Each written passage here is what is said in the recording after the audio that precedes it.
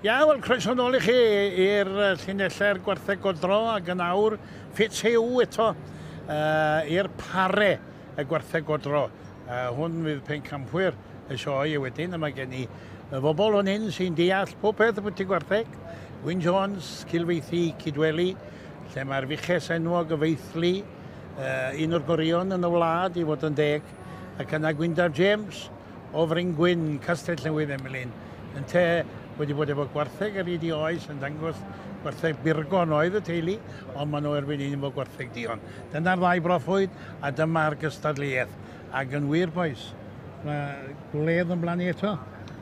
Os cadw ymlaen ar safon y Gwartheg, da ni'n mynd hyn, mae da ni safon neilltuol yn y dosbarth hyn to? Na, bydden ni'n meddwl dau. Mae'r safon uchel iawn yma, Gwartheg glân, deiri iawn. Maen nhw'n neilltuol i wedi wir yn mor bryd. O wedyn mae'r y bridiau sydd yma yn cynrychioli'r bridiau sydd wedi cystadlu yma. Mae gynnon ni Wartheg Jersey sydd wedi cael sioe arbennig iawn. Ac yna mae gynnon ni Frawn Swiss. Hynny hefyd yn wartheg poblogaidd erbyn hyn ac wrth gwrs y cyfarwydd, yr Ayrshire, y Sior Torn a'r Holstein. Ac mae'r pob un o'r rhain wedi cael sioe dda iawn, ddoi yn y Gwartheg Holstein, mewn yn y gystadlaethau ar uchel yn dweud.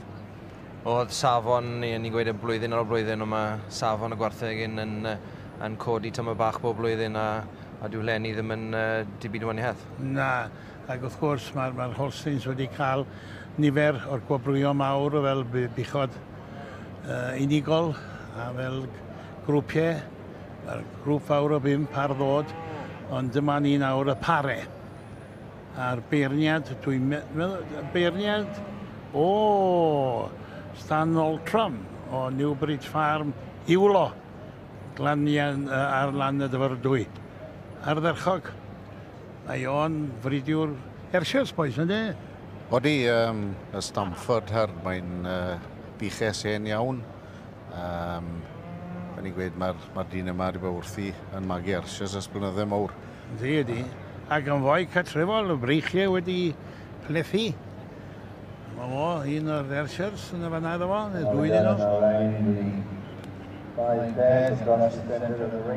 Ac mae'r rhyfedd, mae'n mynd mlaen yn y dydd wan, a mae'r Gwartheg wan yn hynod o dda yn dal y llaeth yn dyn nhw. Oeddi, hwnna'n chwbod dod mas wedi bod yma trwy'r estisad nhw'n dweud, dyma bod yma trwy'r wythnos. A wedyn dod mas 2 diwrnod yn olynol yn edrych mor dda. Mae'n credit iawn i gyd o'r brydwyr. Mae fe stan sydd yn beirniad.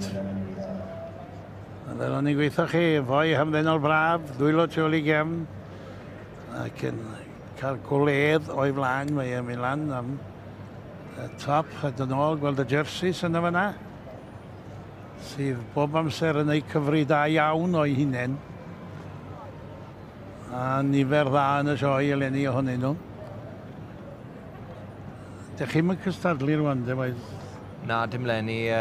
Barni yr young handlers fori, so edrych mlaen am hwnnw. O, ti'n edrych mlaen, mae hwnnw, mae sy'n dyfodol a Gwyndaf, wyt ti'n cael sioe bisi? O, dwi ar y stand yn fe. Dwi ar y stand yma nawr ys rhyw 5 mlynedd ar 20 lenni de. A be mae hwnnw wedyn, stondin? Stondin Genus de. O, na chdi, efo'r had y Gwartheg yma sy'n mor bwysig a mor niferus yn y system erbyn hyn.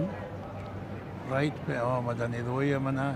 2 Holstein yna, 2 fiwch debyg iawn i gilydd, 2 fiwch ddi. Llawer o hyd yn nhw, lot o creirau uchel lan yn y chefen. A sennau neilltuol y dda nhw, hyd, coesau da iawn nhw. A ti bod, be dwi'n licio, o'n i'n cadw ffrisians o ddreswm, ond biwch ddi a 4 cos wen, yna rhywbeth dwi'n licio a gormod o wyn yn dyn nhw, Na, hwnnw'n iawn, mae'n tynnu llygad dyn. Mae lot o'n licio biwch wen, achos ti'n lle gweld i yn y bore pan ti'n codi. Dwi'n y Gwartheg yn o'r ca. Di godwr bore sy'n mwyn ni. Gawn ni weld o'r gadw ni am eiliad yn dweud i'r resymau dros gosod pan welon ni'r pencampwyr. Ac pencampwyr i'r par Buwch o Godro sy'n yma.